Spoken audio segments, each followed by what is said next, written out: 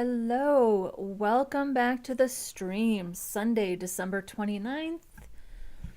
How are you doing? So happy to be here.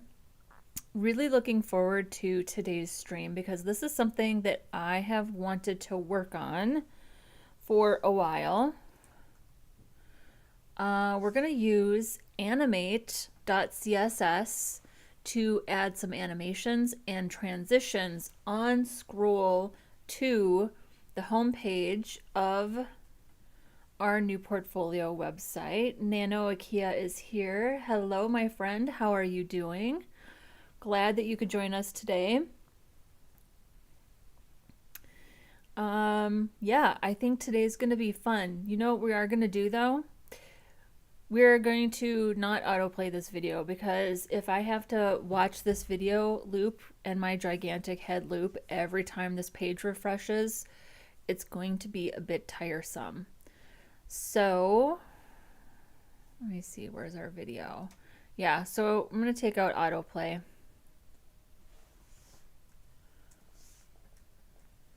Because we're going to be doing a lot of refreshing today. So let's make sure that even works, huh?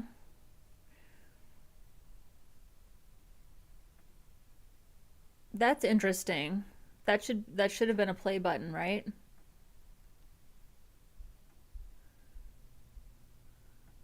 Huh. Okay, that's fine. I'm fine with just a poster image. So, because we're going to be doing, I think we're going to be doing a lot of refreshing today. So my vision for the home page on scroll is that the page would load. The video, of course, would be auto playing. And then as we scroll, so we'll start with the top section. The image and the text will sort of like nicely fade in from either side. So the animations that I'll choose are, so we would do fade in left, and then fade in right. Yeah, I think that's what I want to do. We could do rotate in. Whoa. Hinge. No, we don't need to do hinge. Jack in the box. Roll in. Woof. No, we're just going to do, zoom. Is there a zoom in? Zoom in left. No, we're not going to do that. Nope. Slide in left. I like the fade in. I just want to do a nice, we're going to do fade in left, fade in right. So I already have Animate part of the site, and we're not even going to touch the CSS. We just make sure that we put animate __ animated as our class on any element that we want to animate. So we don't really even need to do anything with this. Let's make sure that I have it loaded. I do. Oh, let's make sure that we are running our Sass. So here's our image. So we'll do animate. Oh, look at that. Guess who's trying to autocomplete? I don't know how I feel about that. What do I do to make it do that? Okay, but it's going to be fade in left. Okay. I said I would try it. All right. Yeah, you figured out what I wanted. All right, well maybe, why is this escaping me what it's called? Copilot. Maybe Copilot will help us with this because I did, this was a few weeks ago on ChatGPT, asked ChatGPT to help me with the JavaScript so we could do Copilot, yeah. Uh-oh, that's a naughty face. Why the naughty face? Is it because I forgot the name of it? Or are you feeling my frustration for me? Oh, and we have Raju from this side of India. Welcome, Raju. Happy to have you. Thank you for joining us. Uh, are you feeling my pain and frustration at see, I don't like the autocomplete. There's something about it that makes me feel uncomfortable about the code being auto-completed for me. I don't know. I don't have a good explanation for that. So if we, yeah, I like that. Now we just have to make sure that my frustration, thank you. I appreciate that. I love that we're on the same wavelength. I love that. Let's switch over to our desktop view. There we go. So I really like this. This is what I want on scroll. So I'm curious to I bet that so would this just be empty? I'm asking the question as if I don't have a choice. Okay. So we're going to start to okay, so let's look and see okay, one section at a time. All right. So ChatGPT says to use oh, and it's telling me to do put in a data attribute. Set up HTML structure, add the animate animated class to the elements you want to animate, but do not include the animation specific class until it's needed. The data animation attribute helps dynamically assign different animations. Got it. Okay.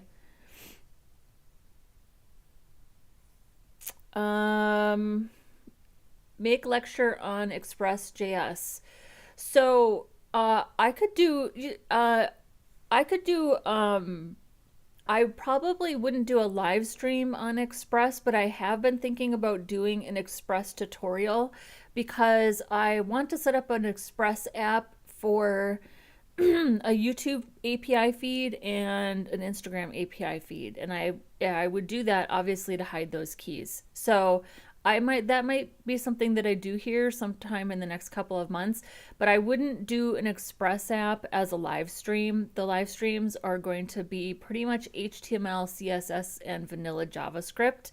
But thank you for the request, and yes, just know that you can expect something like that coming up in the near future because it's something I had been thinking about doing. So, okay, so it told me to do data animation.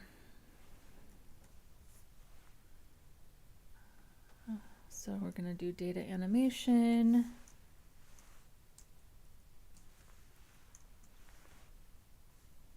Stop.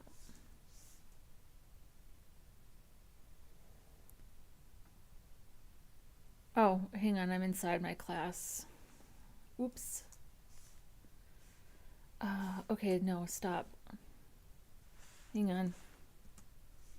There we go. Okay.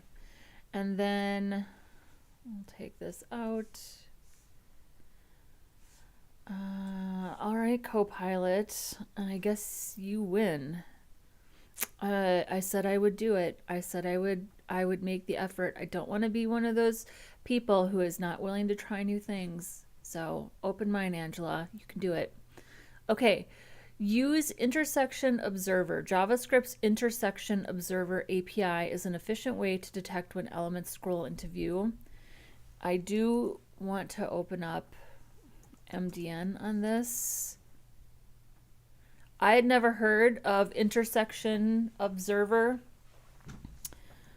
until I asked ChatGPT about this. So I want to just read a little bit of the documentation. Okay, the intersection observer API provides a way to asynchronously observe changes in the intersection of a target element with an ancestor element or with a top-level document's viewport. Historically, detecting visibility of an element or the relative visibility of two elements in relation to each other has been a difficult task for which solutions have been unreliable and prone to causing the browser and the sites the user is accessing to become sluggish. As the web has matured, the need for this kind of information has grown. Intersection information is needed for many reasons, such as lazy loading of images or other content as a page is scrolled. Implementing infinite scrolling websites where more and more content is loaded and rendered as you scroll so that the user doesn't have to flip through pages. Reporting the visibility of advertisements in order to calculate ad revenues, deciding whether or not to perform tasks or animation processes based on whether or not the user will see the result. Bingo, that's us.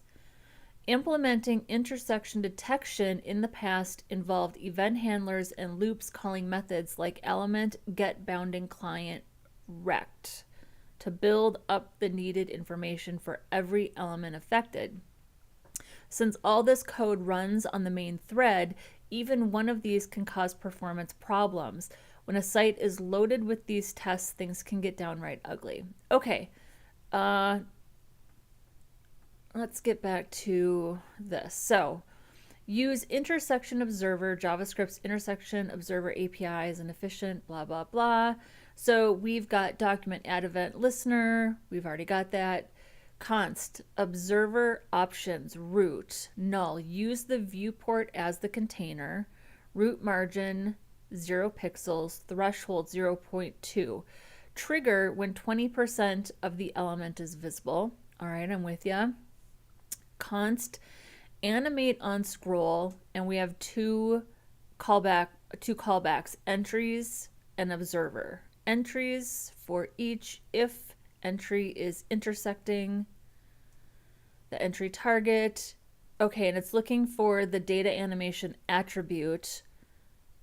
Target class, add animation, observer, unobserved target. Optional, remove the observer after the animation is triggered. Okay.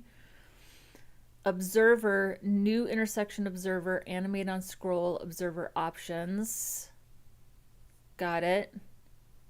Attach observer to each element. Const elements, document query selector all, animate, animated, elements for each. Okay.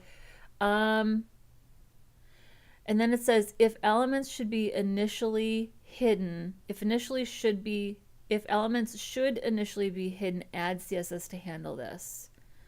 Yeah, actually, well, let's just see how it looks just using this. Aha, Supreme Overlord is here. Welcome. Happy to have you. Okay, so let's pop this in. I mean, I feel like I understand what's going on here. It's looking for the data attribute, taking the value and adding it as a class.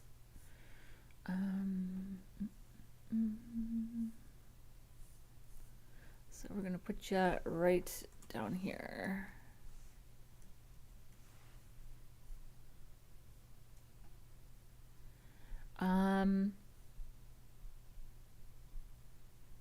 Yeah, I guess, huh? Okay, let's, well, here goes nothing.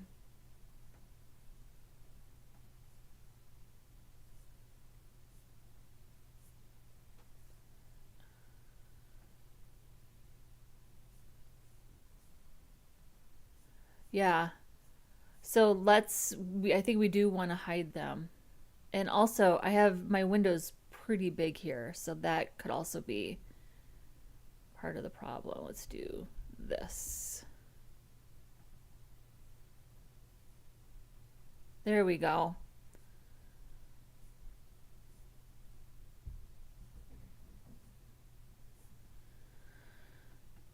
So let's hide that. I mean, that's interesting.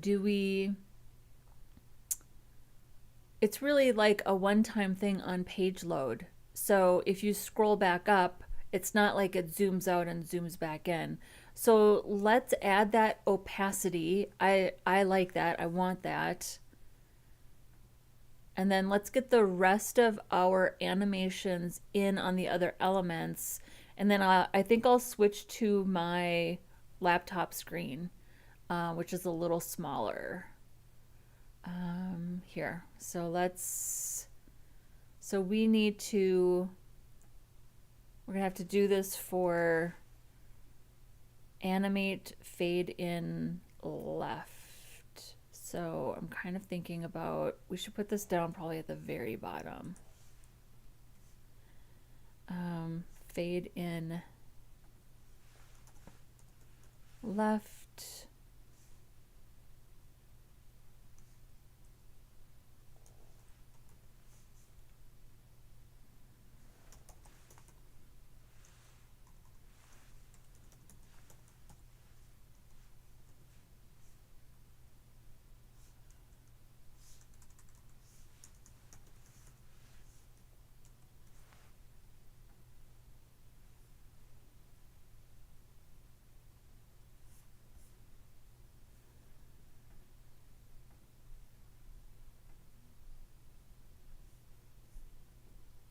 Did I do something wrong on the, hang on.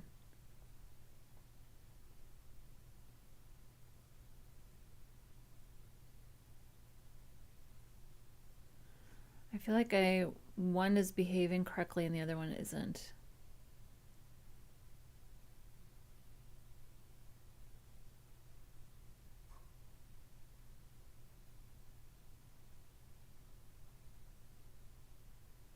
I mean, they look right. Data animation, animate fade in left, animate fade in right. Hang on, I'm gonna switch to another screen.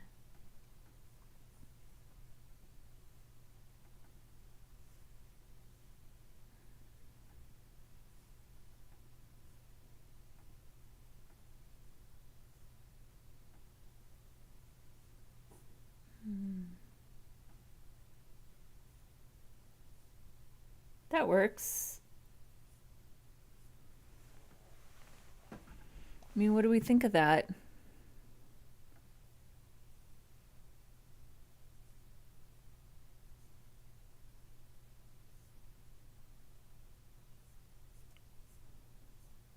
So it would be kind of a one-time thing. It wouldn't be like, I mean, I had the idea to do this from the very beginning. I wanted to do something like this. And then I did Roman's code review a couple days ago, and I just thought he had some really nice, subtle, soothing transitions. And he did something completely different. He was using transforms. He was doing a lot of parallax, but it was a very smooth, very soothing experience, and I loved it. And a lot of his animations were on scrolls. So you scroll down, it comes in, you scroll back up, it comes back out. This is a different, this is going to be a different experience. It's not going to be the same. So it's kind of like an on-page load one-time thing, right? I mean, I think I'm okay with that. I think I'm okay with that. So let's decide what we want to do on the rest of the rest of the rest of the page. Hey, let's celebrate the fact that it's working, right? It works. Here, we'll take this out. We'll make it. We'll do this. There we go.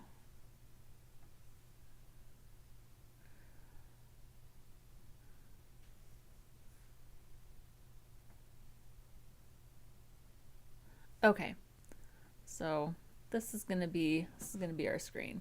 Okay, so let's see. I think for the next two sections, for these two sections, well, let's pick something.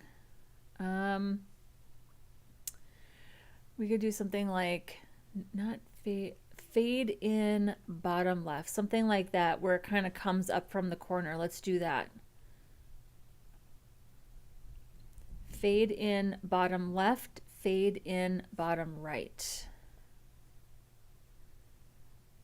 And I'm going to copy this. So our next section is, we've got the image, and this is going to be fade in. Okay. And then we have our text container, and this is going to be fade in. Oops.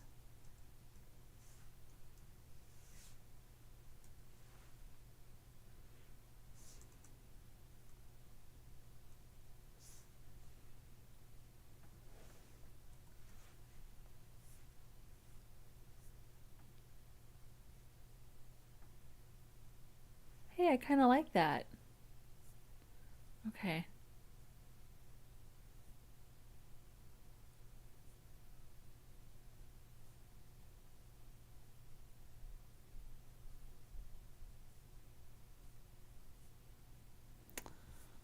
Yeah, I do like that.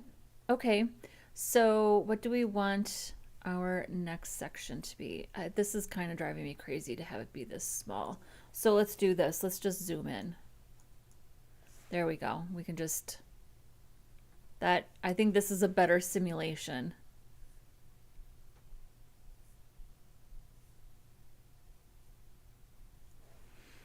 So I think what I want to do is change this percentage. Trigger when 20% of the element is visible. Let's try 33%.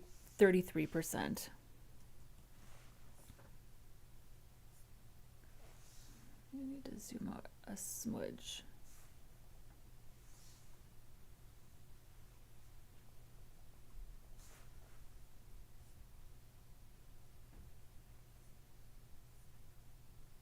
Yeah, I like that a little bit better.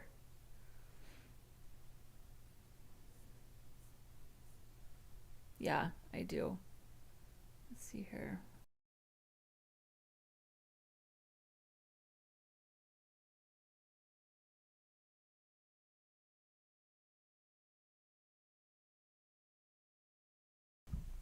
And so Supreme Overlord is asking a really good question. Can the speed be decreased when using Animate.css? I think so. I think so, yeah, because it's a keyframe. Everything, yeah, right here. We have this is the duration right here. So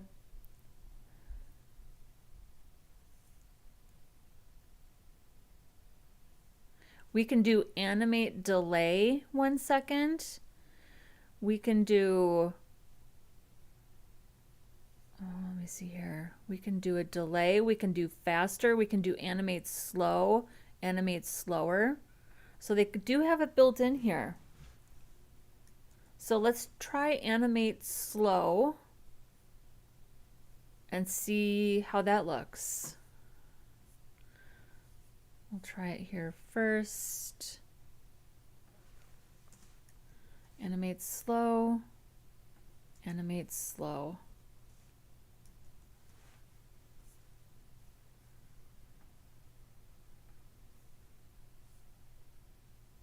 Whoa. What do we think of that? I like that.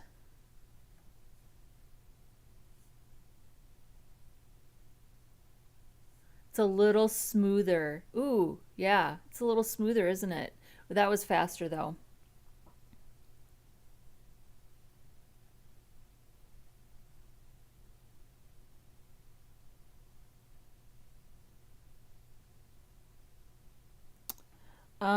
So I'm going to respond to this really quick.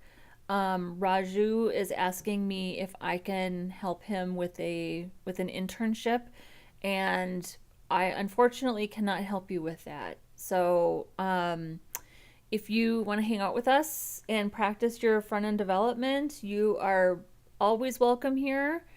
Unfortunately, I'm not able to help with any internships or anything like that. So good luck to you. I won't, this is really just a channel where we hang out and we practice our front end skills. But I'm happy to have you, and I'm happy to have you here if you want to learn front end stuff. And Nano Kia is saying he loves it. I love it too. That was a great, you were kind of, Supreme Overlord was sort of asking the question that I was thinking a little bit, like, that's really fast. So let's animate a little bit slower down here as well.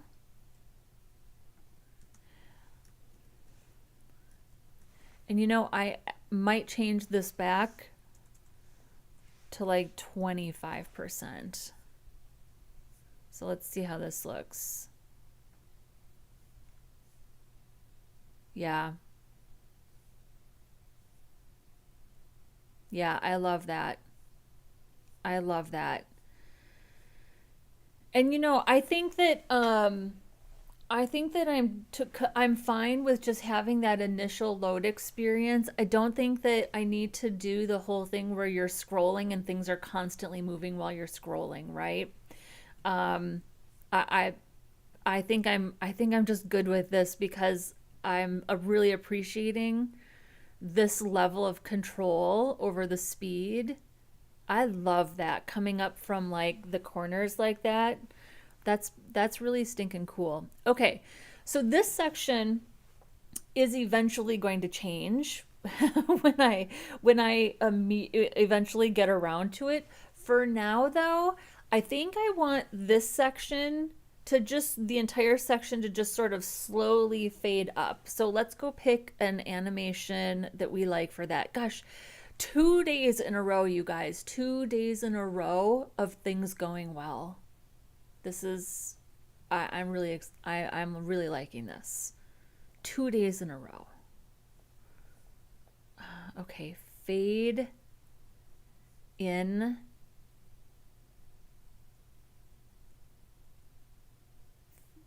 Fade in up big. That's a big one. Fade in up. See, like that. Fade in up. I really like that. Yeah, that's the one I want to do. Fade in up.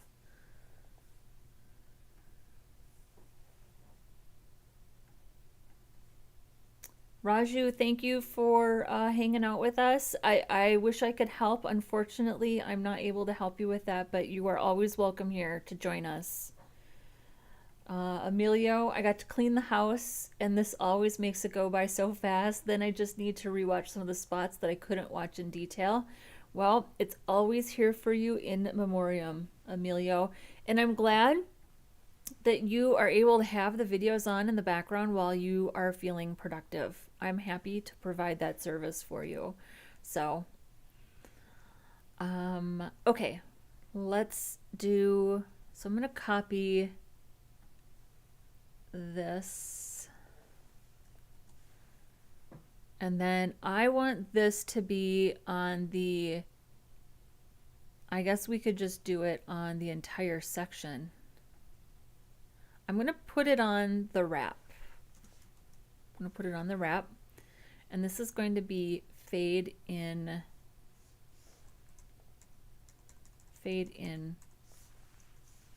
up.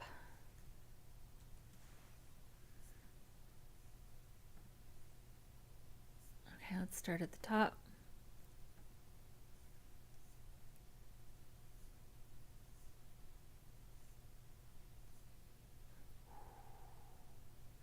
This is too slow. I think this is too slow. I'm going to take out animate slow.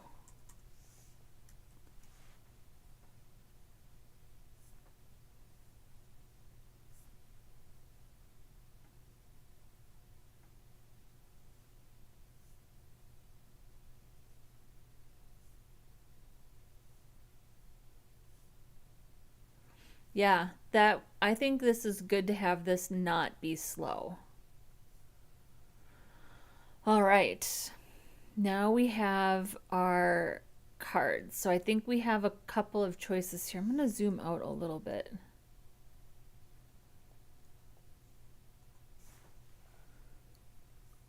And Nanokia must be working on something with the JavaScript date object. Uh, I don't use, well, what do I use the date object for? Okay, so the thing I use the date object for the most often is probably just like a date in the footer. Trying to think, I know I used it recently at work. Um, we use Moment, a JavaScript library for a lot of our date formatting, but I don't think Moment is being maintained anymore, but it's like pretty tightly interwoven into a lot of our code and a lot of our front end apps. So I've just been like slowly one by one as I work on apps or make other updates trying to like decouple Moment. And I have found that there's like some native JavaScript date stuff that has been able where been able to pretty easily replace Moment. Um, but it hasn't been I mean it's been easy, but it's also been complicated. So there isn't anything I haven't been able to replace. I'll put it that way. Um, okay, so for this, I don't want to animate the background images. I do want to animate the cards, but I have to think about it.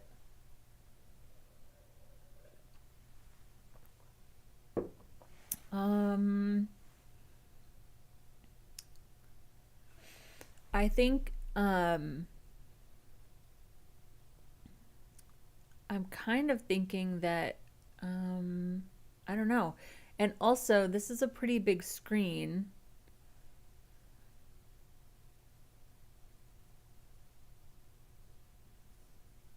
Well, let's look at our choices. I mean, we could do something crazy. Like we could have them like I don't know. I mean, I know it's not accessible. I know it's a bad idea,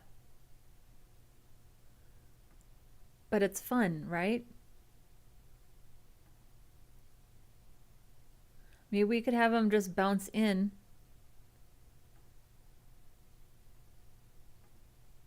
Yeah, I kind of like bounce in up. Here's just bounce in. Bounce in down. I like bounce in up.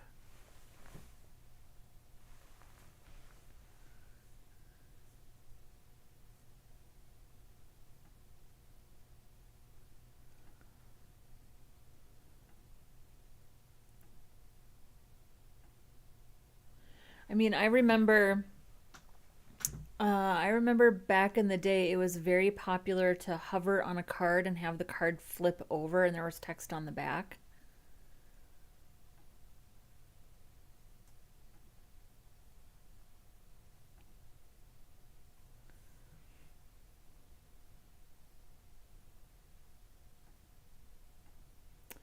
Temporal looks awesome, but is still in consideration, so it could be a while till it replaces date. Working on a personal life tracking app for health and finances. That sounds very interesting. Health and finances, two things that as I get older are very tightly interwoven. I find that one definitely tends to influence the other. Um, just a little personal observation. And does adding the animations slow down the overall site performance? Will it make your site bloated? So, in my opinion, it is a negligible cost. CSS processes so quickly. I don't think it's enough to really worry about. Now, if you were, this is a pretty big file. So how many lines of code do we have here? So yeah, we have over 4,000 lines of code, and you're obviously not going to use all of these transitions. So what I've done in the past, I'm not going to do it this time, but what I've done in the past is after I've implemented my desired animations, I'll just come in and delete the ones that I don't need. But let's look at this. So I would recommend that you get into the habit of just taking a peek at how big some of your files are. So if we come to the Dev Tools and click on Network, make sure that you check Disable Cache, so every time you refresh your page, you are retrieving a fresh file from the server. And then come down here and click All, so you get all files. Now we'll go ahead and refresh. And you can see down here that we're getting 50 requests. And some of the requests,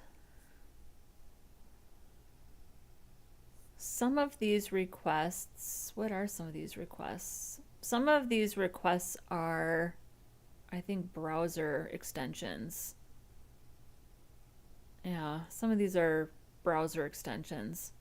Well, oh, YouTube. We have a lot of requests because we're embedding an iframe. That's why. That definitely makes your site bloated. So I'm going to take out the iframe when I build that new section. My point in showing you this is, let's go to CSS. Here is styles.css. So here's the request URL. And, well, let's do this. 38.9 kilobytes. That's pretty small.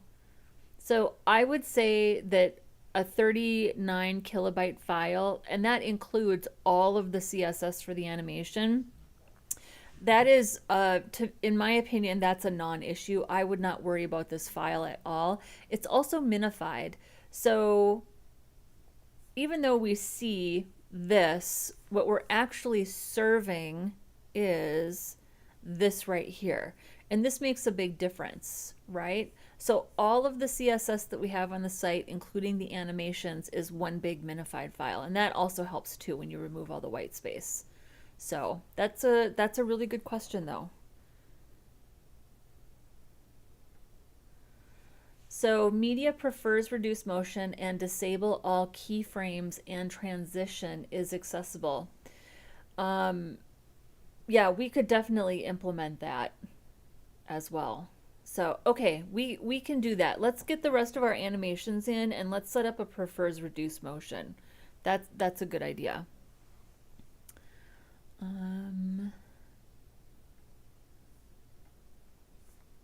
So what did I decide I was going to do? I think I decided I was going to do fade in.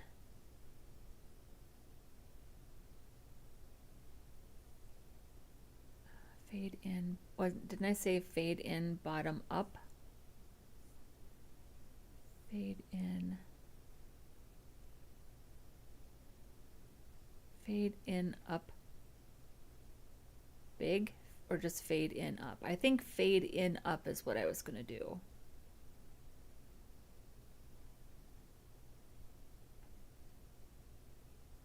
Fade in up, yeah.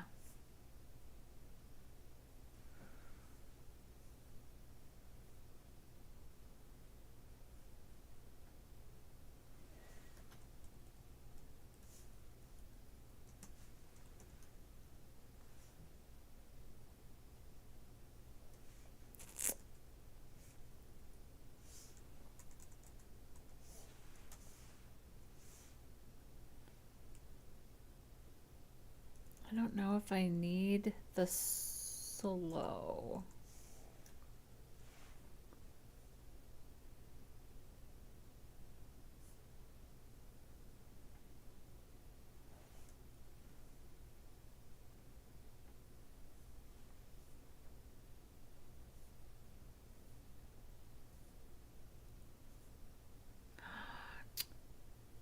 That looks so nice.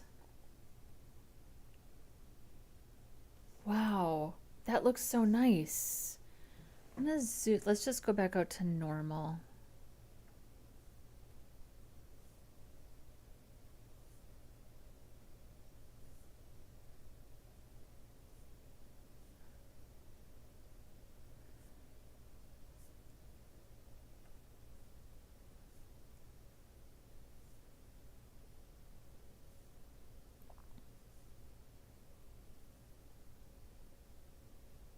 Stop it. I can't. Okay. Wow. I can't. How did this I just feel like I spend a lot of time on this stream sometimes, like really struggling to get things to work, and I'm just shocked. Uh, Emilio, thank you. I agree. It is starting to look very on point. Supreme Overlord, you are welcome. Yeah, it took me a long time to really learn how powerful that network tab is. So happy to share that info with you. Okay, hang on. I'm going to switch to the other screen again. I want to see this on my laptop.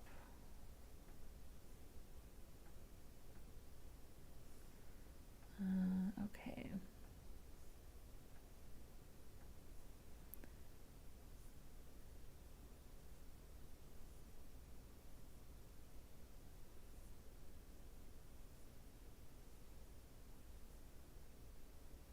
Wow. Okay.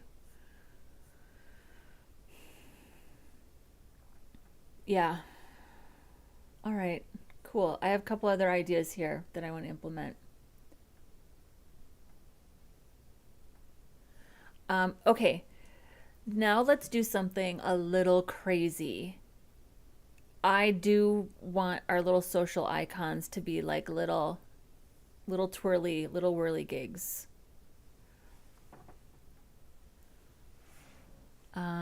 Okay, let's see here. Um, Flippers.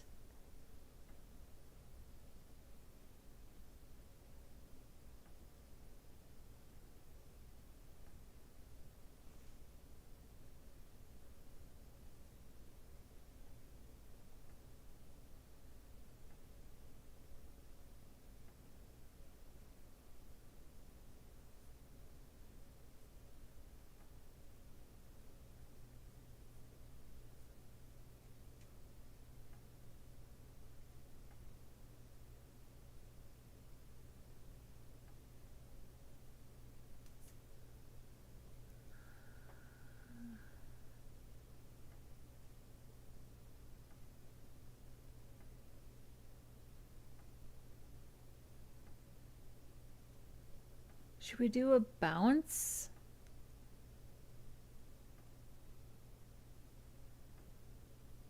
Should we do a wobble? I like ta-da. It's gonna be ta-da. Yeah. Yep. Yeah. Okay. Okay, where's our social media? It includes social. Um, and I guess we can do it on the entire LI.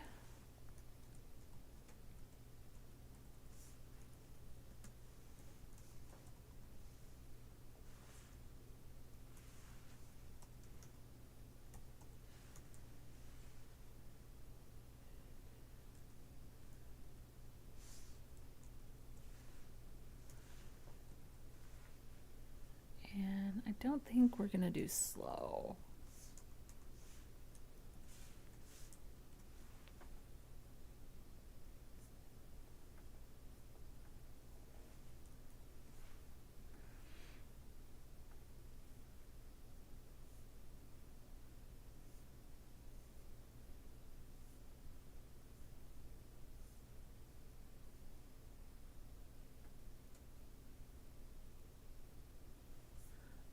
Let's see here.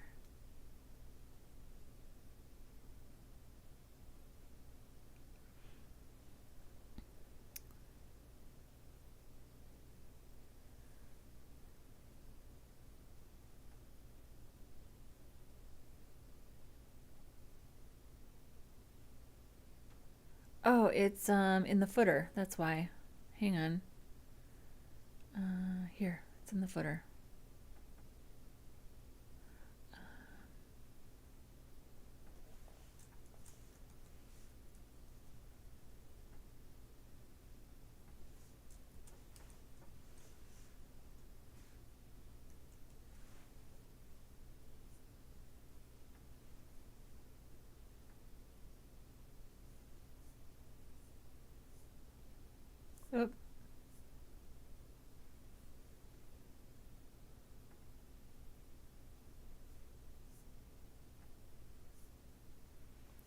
happened? Maybe they need to go on the...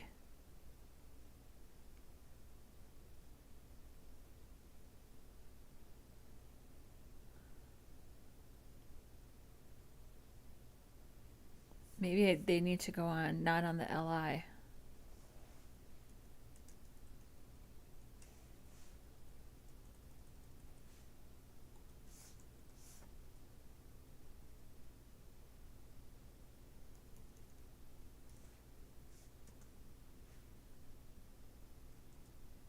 Whoops. Hang on.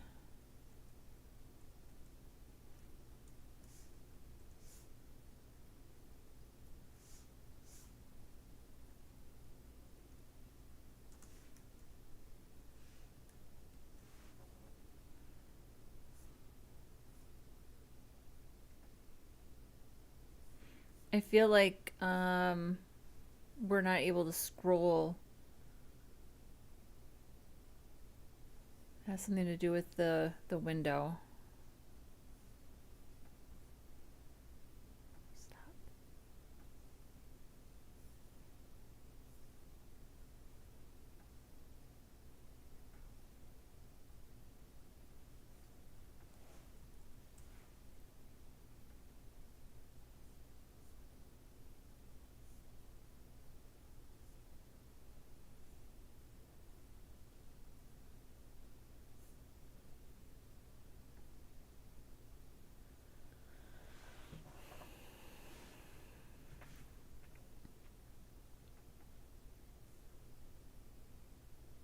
They're here. But the opacity is animated.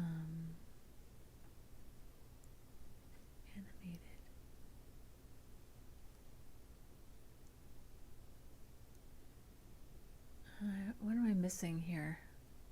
Is there something I forgot to do? No.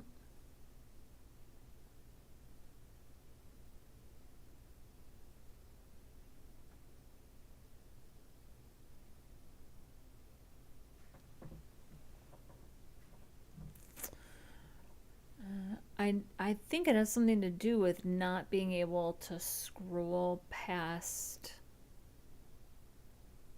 But we've scrolled past that. Like, here's the section. Is it because... Oh, stop.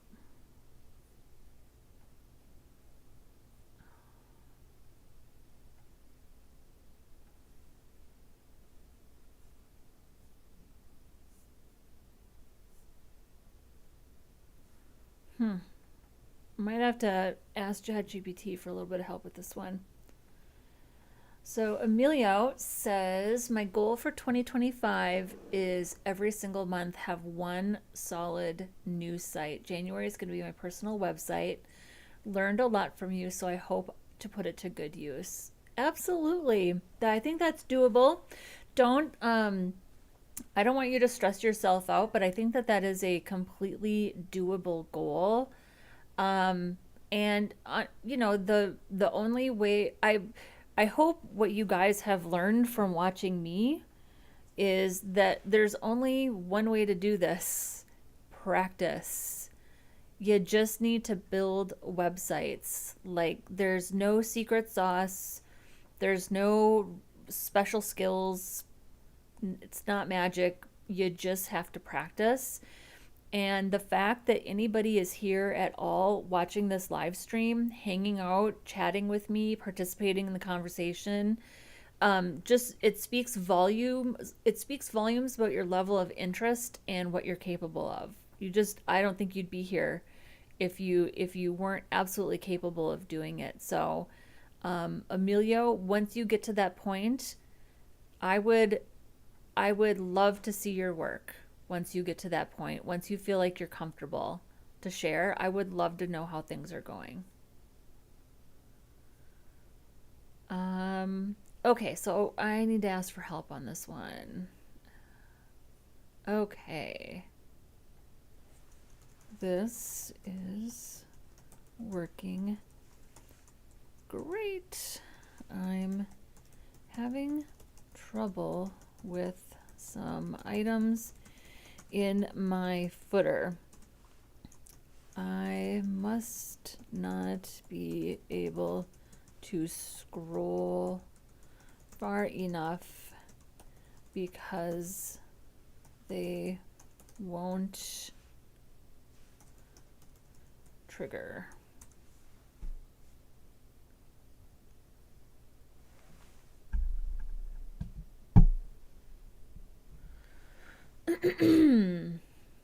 Okay, adjust the intersection observer options. Increase root margin. Adjust the root margin property in the intersection observer options to ensure footer elements trigger slightly before they enter the viewport. So trigger when the element is 20% above the bottom of the viewport. Threshold 0, trigger as soon as any part of the element is visible. This negative bottom margin ensures that the observer triggers early even if the user can't scroll far enough.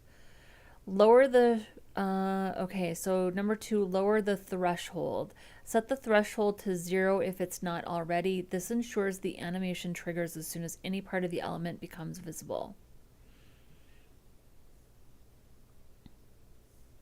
Okay, so let's try these two approaches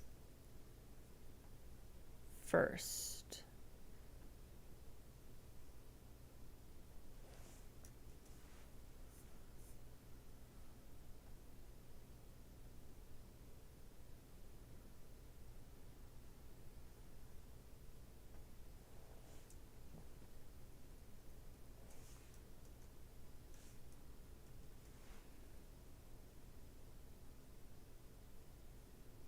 So this means it will trigger any part of the element. I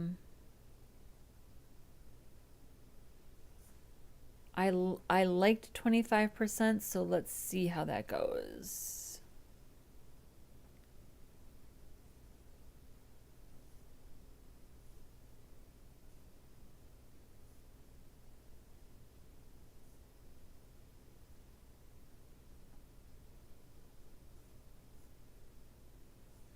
Yeah, it's still not working for the footer.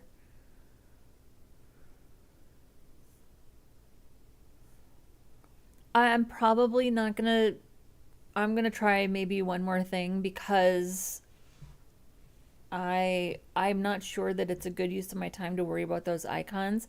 If it doesn't work, I've already achieved what I wanted to. If tweaking the intersection observer options isn't enough, you can add a fallback for elements near the bottom of the page. Use a resize or DOM content loaded event to check if elements in the footer are already visible.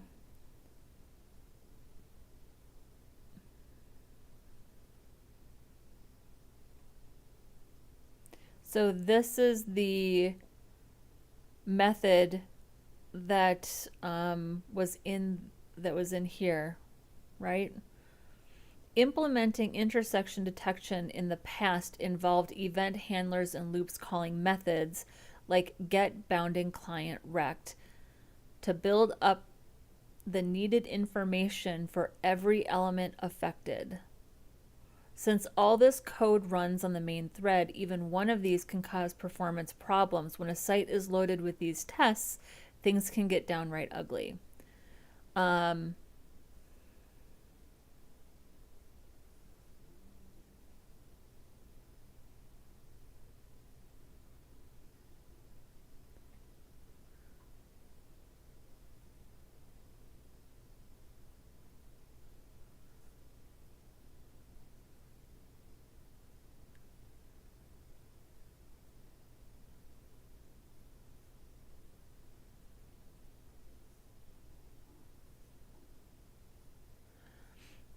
Okay, we'll try this fallback for the footer and see how it goes.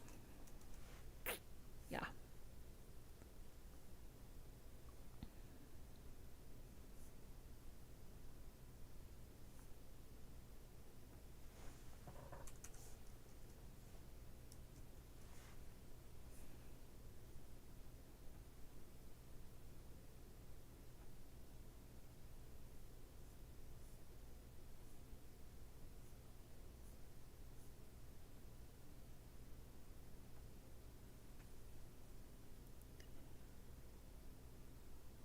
Yeah, it really doesn't work.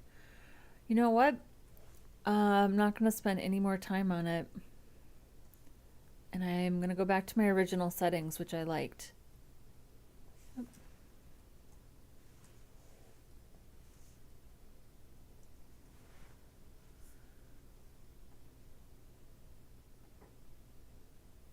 I have to take the... And I don't think I did anything wrong here. Although this is aria hidden true, but that's just for screen readers. I know it's because of the...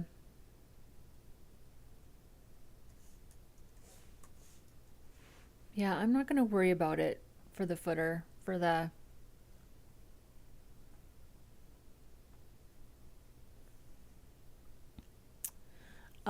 I'm really happy with this. Yeah, I'm really happy with this. So,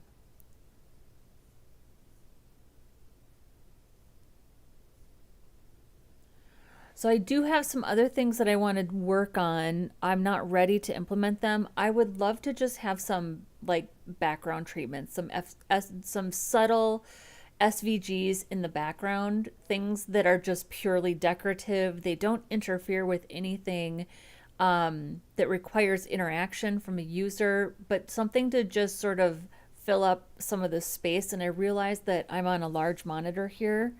Um, I realize I'm on a large monitor, but I still think there are some additional things that we could put in. But for now, this is great. So let's definitely put in prefers reduced motion for accessibility.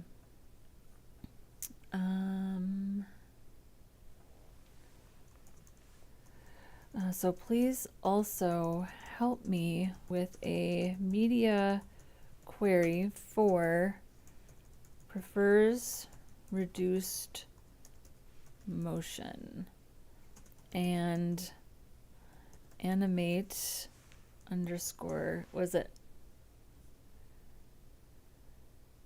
It's this right here.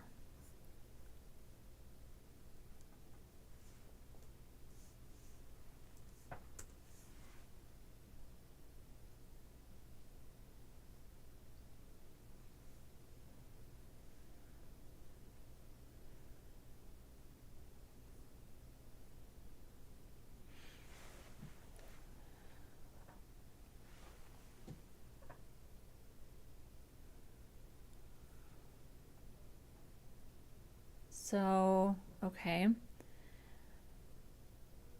Add a media query. So this is saying just do animation none. Okay, hang on.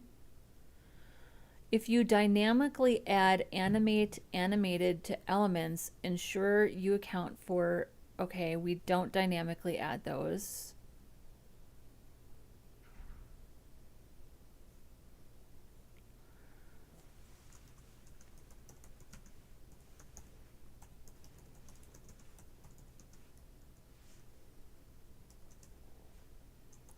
Do I need to do anything for the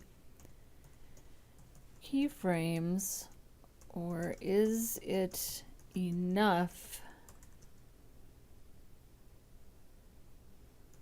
to just say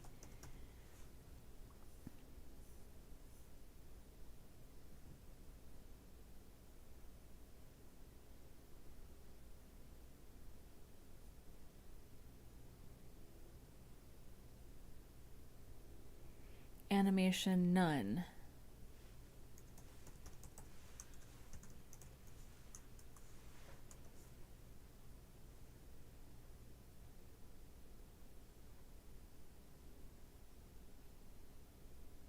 Okay, so this is saying that there's no additional steps for the keyframes, and just saying animation none is enough. It is suggesting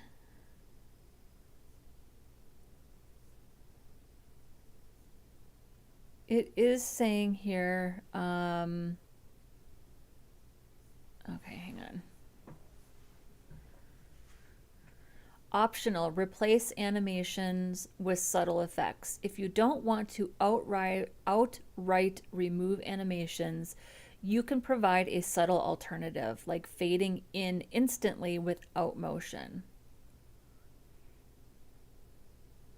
So we could just change this. If you dynamically add animate animated, and I don't do that,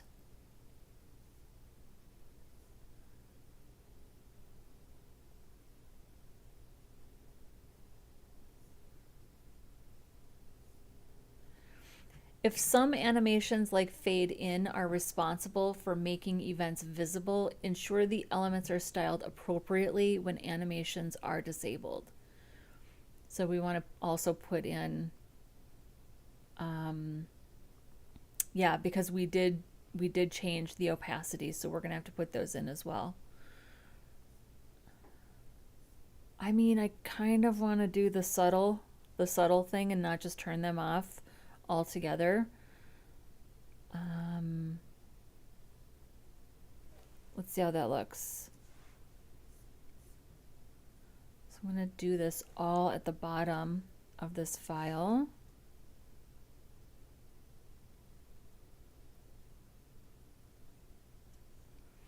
And I only did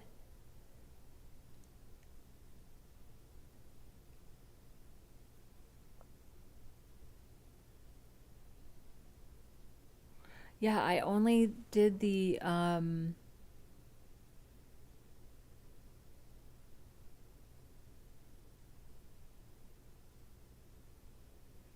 is this why? Did I forget to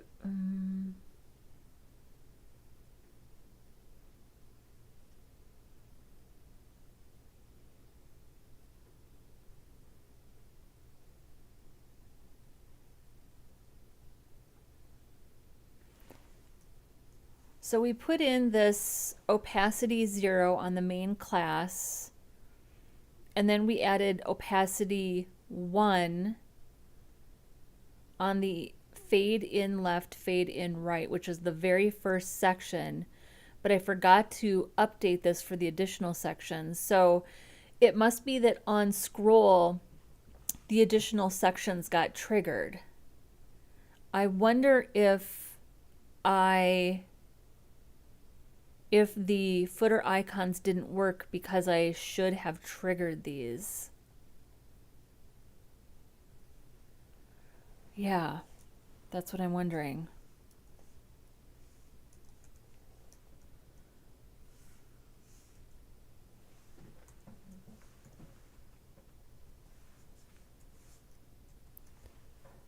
Um,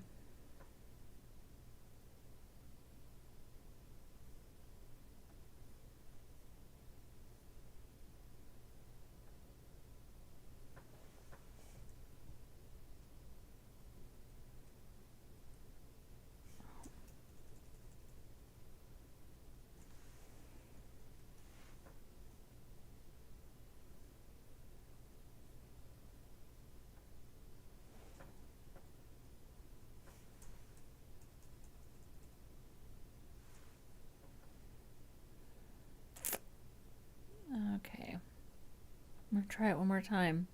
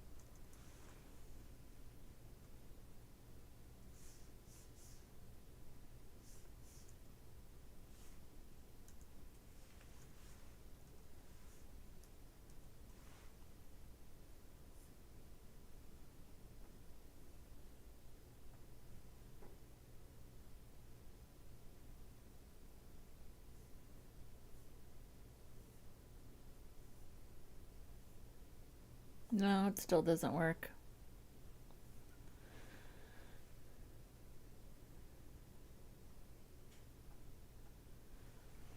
So Amelia says, my professor is making us currently use emit when doing HTML. I have no idea how people like to code it like that. Shorthand is nice. Oh, emit. Shorthand is nice, but I like to add things one by one. Yeah, I like emit, but it the problem with me using emit is that it somehow implies that I know ahead of time what I'm doing. Like I have a master plan, and I don't always have a master plan. So I do occasionally use emit, but not that often. I tend to do, because I do things kind of piecemeal. I mean, you guys have seen me write HTML. I do things piecemeal because I'm like constantly thinking out loud, like what's the best approach. So, and Nanokia says, this is my prefers reduced motion. Prefers reduced motion, reduce.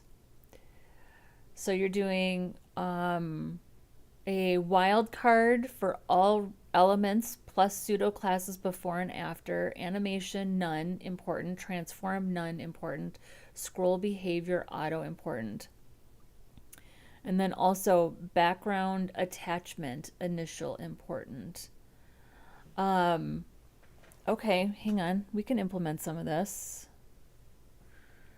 And so that had no effect, but I guess I'm glad I tried.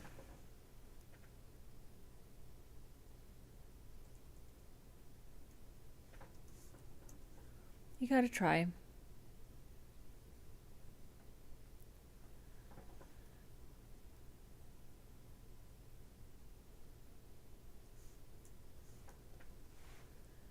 I'll go back here. Okay. Yeah, I'm only going to change the opacity, although I guess I'm surprised the rest worked.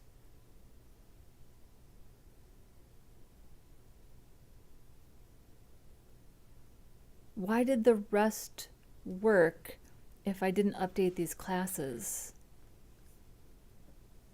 I'm confused.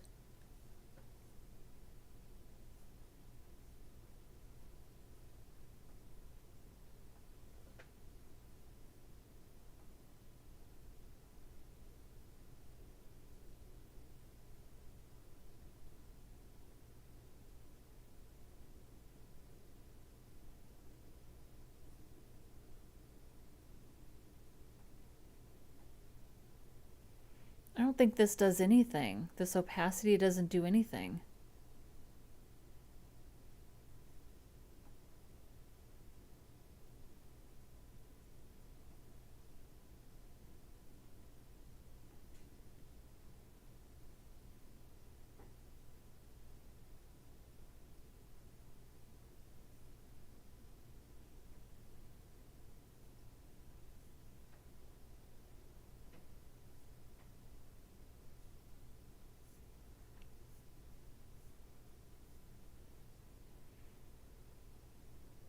Yeah, because opacity 1 is getting precedent when the keyframe gets to 100%. That's why. Um,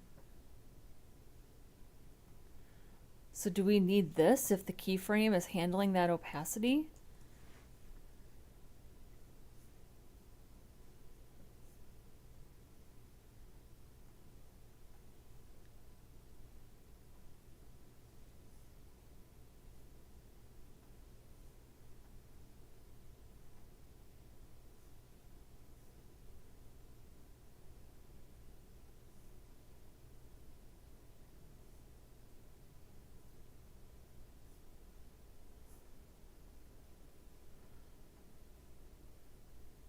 So here's with the root class having an opacity of 0, and then on scroll it comes into view. So if we took this out, I'm going to make a prediction for what happens.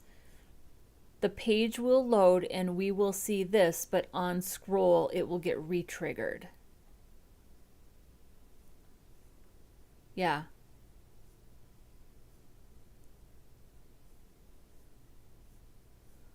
Okay, so we don't need this because the keyframes are handling the opacity. So let's find one here. Yeah. So let's see. There's bounce, fade. Where's the fades? Yeah, the fades. So we happen to be using the fading entrances are already using opacity for the keyframes. That's why it doesn't matter. So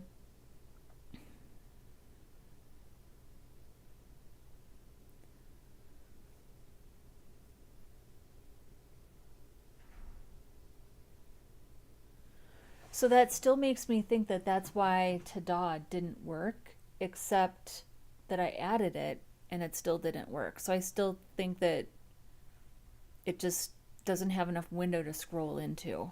So all right, well, I can just accept it. Sometimes you just have to accept that this is how it works. I'm going to leave this here, but I'm not going to delete it. And then I'm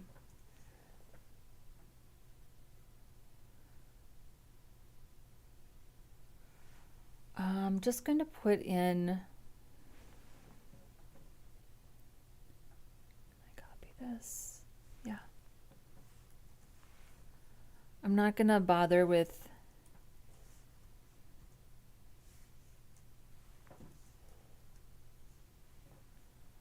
let's see here.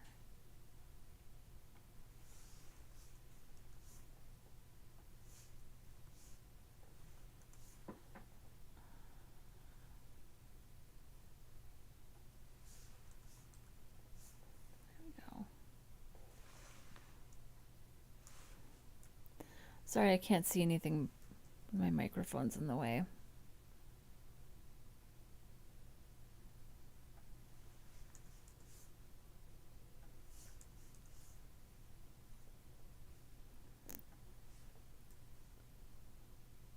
Oh, that's why. There we go. Okay.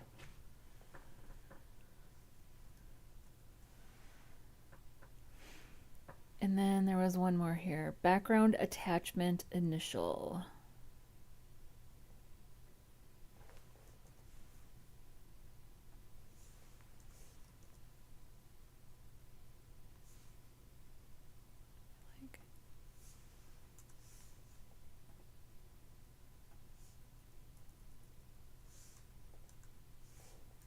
There we go. All right, I like this. So here's our prefers reduced motion, reduce.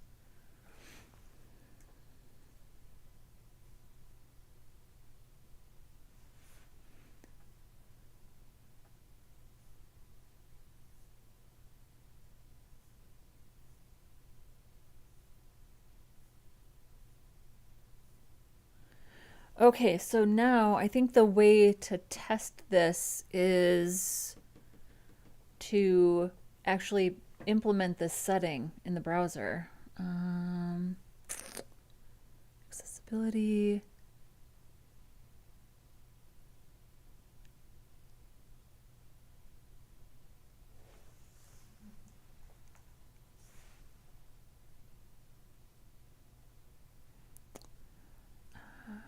System.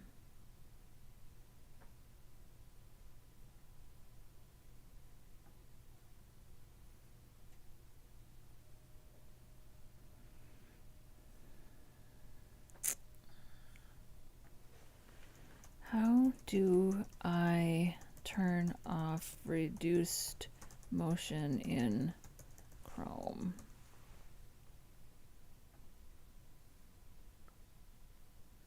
Accessibility, visual effects. Accessibility, live caption, live translate, caption preferences, show a quick highlight on the focused object, navigate pages with the text cursor, Swipe between pages, add accessibility features. It is in the operating system accessibility settings. Oh, let's see here. So like Mac OS.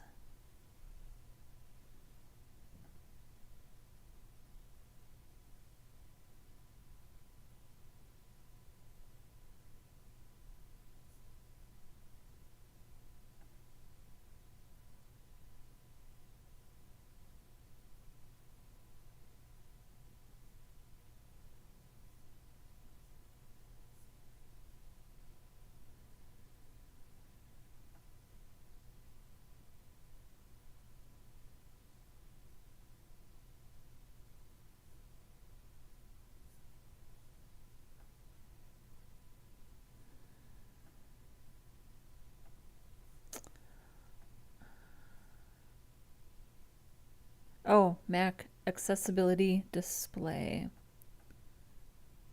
Uncheck reduce motion. Here we go. Okay. Oh, I already have this. Uncheck reduce motion. Okay, actually check it.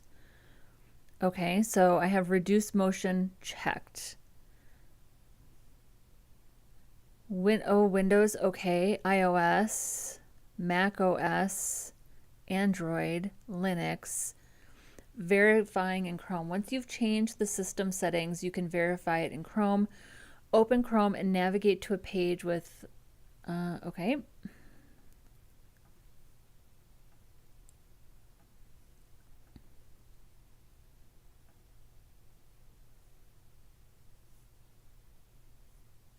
Oh, that's interesting. So we just had, I think we have to add the opacity also. Sudo, oh yeah, hang on. Okay, let's see here. Oh, look at that. My swiping.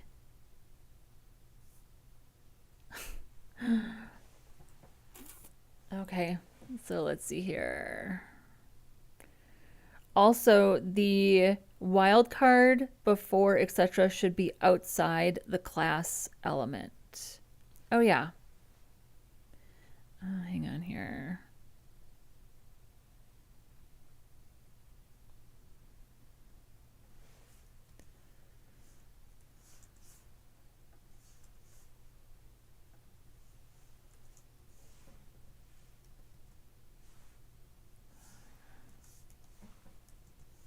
There we go.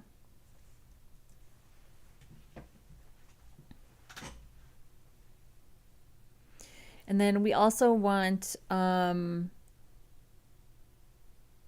we have to add the opacity also. Opacity 1.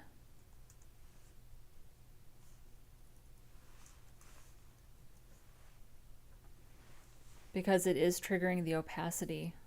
So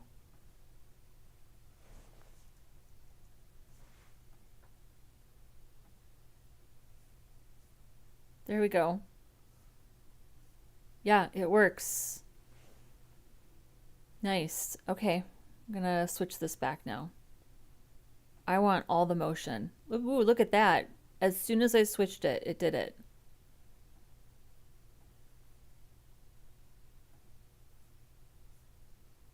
Nice. Nice. Wow, look at us. It's like we're real developers, you guys. It's like we're real developers.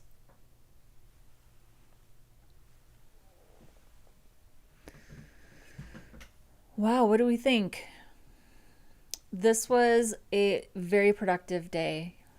Very productive. I am going to.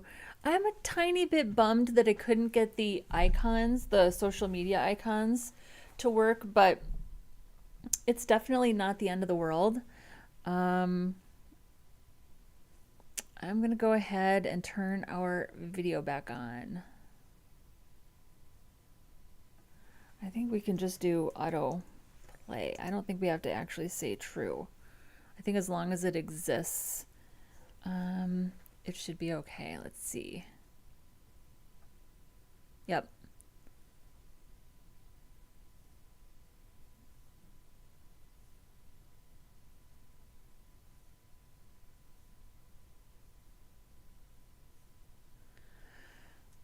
Nice. Yeah, I just need to work on getting a new video. We have a couple sunny days coming up in the forecast this week. So I'm going to get out and get some what I like to call lifestyle video of downtown St. Paul and the Mississippi River and Heidi, and I'll put together a new video. Honestly, this video is incredibly easy to put together, so I just need to go out and get some good B-roll on a nice sunny day. So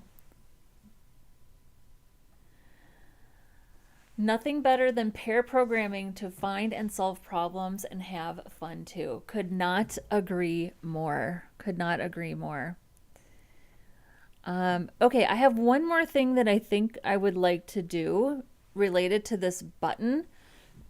So I know I said yesterday that I was going to go out and like do research, um, go out and do research on what other people were doing with buttons. But I had an idea last night, which is that I'm just going to go ahead and put a background around this button.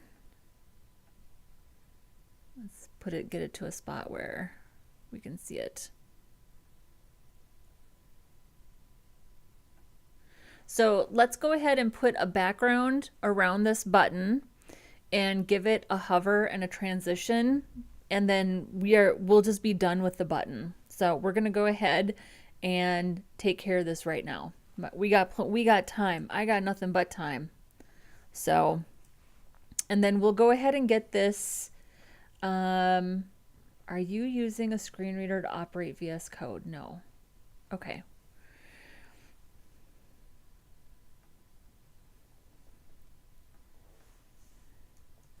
And then we'll get this deployed to staging. And then once I get some video, I should be able to get all this over to production. Heidi by the river, Heidi by the campus, Heidi in Minnesota, Heidi in all the pictures. I totally agree. She's adorable. Everybody loves Heidi. That's so cute. I love it. Oh. All right. Let's see here. Where do we style that button? I think in main. Yeah, here's the button. It's got an ID of play pause. So let's give this, and we've got a transition, but I think well, let's just get this in here first. So we'll do background. I'm going to do background color navy. We need to give this some padding. We'll say a padding of 0.5 rems, and then a border radius of 50%. And I think that'll make it square because the SVG is a square. We'll just see how it goes here. Not quite. Okay, we're close. So because it's position absolute. So what we need to do is, can we use aspect ratio or no? Let's just give it a height and a width because we have a defined height and width on our SVG. So that's what we're going to do. So we're going to give this a defined, we'll give this a defined height and width. And we're not really going to need padding. we'll do, I'm going to do 60. And then this will need to be, this would actually need to be, if that's 60 and that's 50, this needs to be, hang on, 5 pixels. Angela, geez, think. 5 pixels left and 5 pixels right. There we go. Now we have a button that we can see. Now, let's just change the background color. Let's just do, yeah, our hover can be the background color, not the SVG. So the SVG can always, the SVG can stay white. Well, let's just try it and see what happens. So this will be background. I mean, maybe it's better to invert it though, right? So you really can see what's happening. So let's invert it so the background color is white. Put this up here. And then the fill color can be, I'm going to go with navy. So we'll just invert it.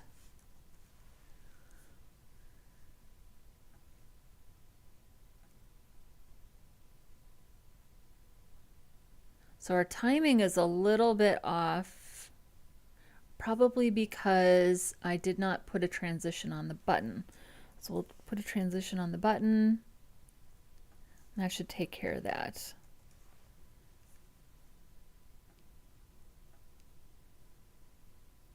There we go. Yeah, I like that. So now you can see it no matter what. Doesn't matter what the background is. That makes it a lot easier.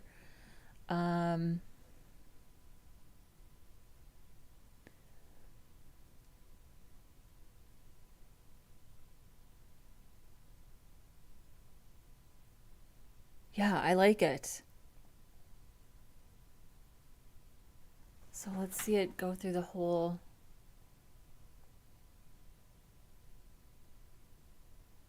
We have a nice big tap target.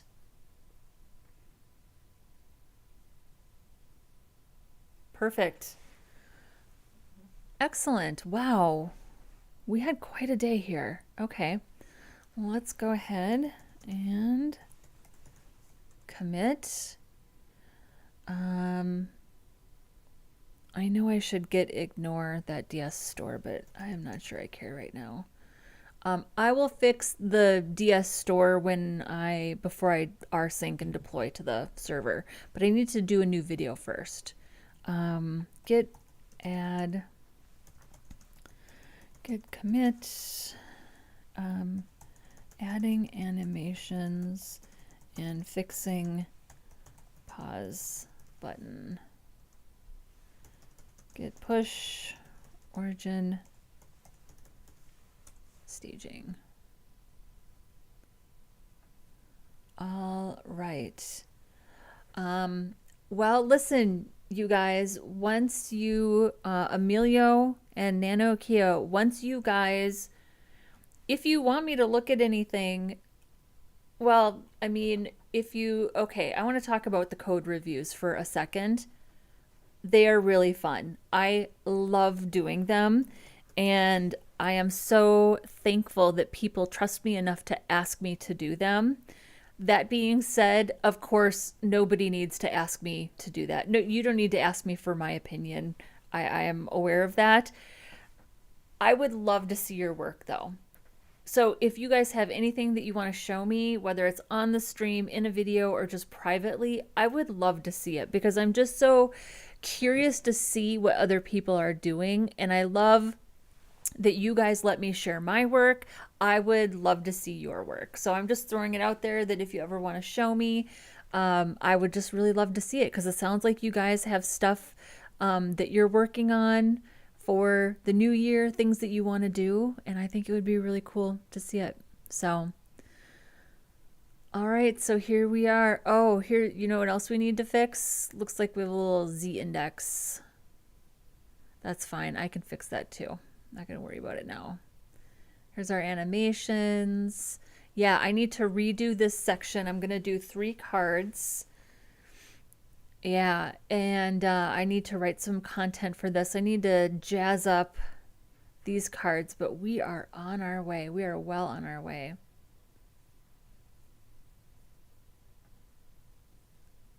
Yeah.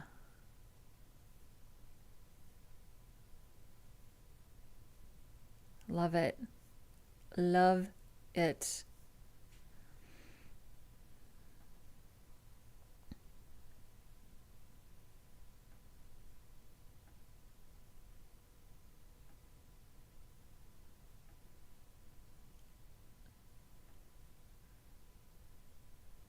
Wow. All right. Well, I guess that's it for me for today.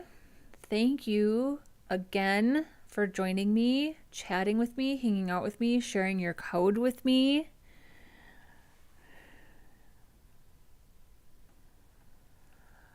I mean, first of all, thank you for sharing that with me. Um,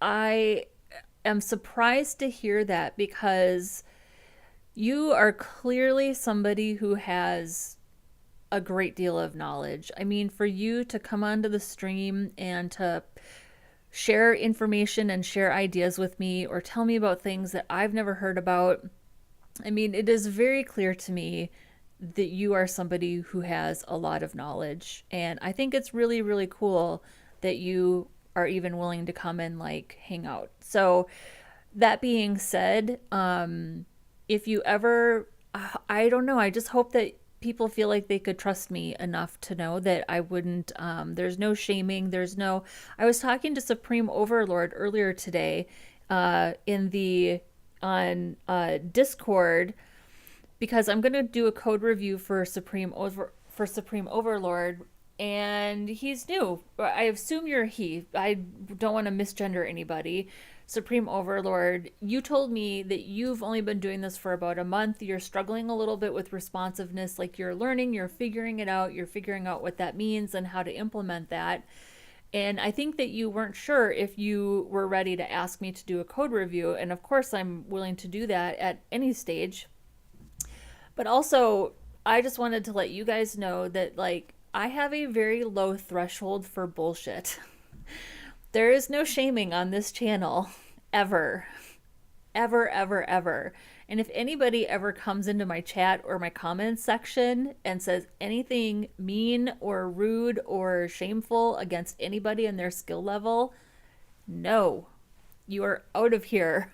This is an environment where we are supportive and we lift each other up, and it's supposed to be about being excited about front end development and learning. So yeah, if I'm sorry to hear that, and if you ever feel comfortable enough to show me your work, I would love to see it, because I don't get the impression at all that I'm feel very much like you are an experienced developer based on some of the things that you share with me and the suggestions that you make. So I would love to see your work. Thank you very much. Thank you guys so much. Felipe, I'm trying to learn HTML and CSS again because I forgot everything I learned. I really like front end. Well, good luck to ya. I think, I feel like I was born to write HTML and CSS. I clearly really, really enjoy it. So you are a he. Thank you.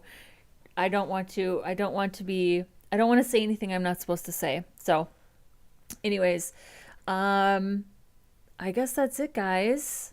Have a great rest of your week. Oh, no, we're going to be here on Tuesday for New Year's Eve. Yeah, I'm going to go ahead and get that show scheduled later here this evening. I definitely want to do a New Year's Eve show. It's not really going to be a coding stream. Here's what I want to do is I want to share some of the YouTube channels that I really, really love watching because I watch a ton of YouTube. I watch more YouTube than anything else, and there are a lot of YouTube channels that really inspired me to finally start doing my own stream, and I love the work that they're doing, and they were just really inspiring, and I want to share them with you. And spoiler alert, they're not coding channels. They're not technology channels at all. So I'm excited to show that to you guys. I also want to share some of my plans for 2025. I have a million ideas. Oh my gosh, I have so many ideas of things that I want to do. Sites that I want to build. I want to bust out my library of mock-ups and show you the mock-ups that I want to build. I was thinking maybe we could even take a look at like the back end of YouTube Studio. I don't spend a ton of time like looking at analytics. For one, they completely overwhelm me. For two, I didn't want to get hung up on analytics because this is such a new channel. I just wanted to get into the habit of being consistent and showing up and making content. So I know I need to start like kind of paying attention to analytics. But also, there's a section on the back end of YouTube where they're like, hey, need some inspiration for the type of content that you want to create. Here's what people are asking for. Like YouTube is basically telling me, hey, you're a developer, you write HTML and CSS, like this is what people are looking for. And I think that's pretty interesting, and I would love to hear your reaction on that. And yeah, I just thought it would be fun to do some more chit-chatty, get to know you type stuff. If anybody has any YouTube channels that they share that they think the group would be interested in, let me know. Send me a message on Instagram. Go ahead and pop it in Discord. It can be anything. I would just love to see what other people are watching, and I thought that would be really fun. So I guess that's it. I'm gonna go take Heidi for a walk, and I'm gonna spend the rest of the evening um, just hanging out here at home, watching a little YouTube. I'm in the middle of crocheting a sweater, so I'm thinking I'm actually going to get that done tonight. Have a great rest of your weekend, whatever you are doing. I will see you guys on Tuesday if you're able to join me, and have a great one. Bye.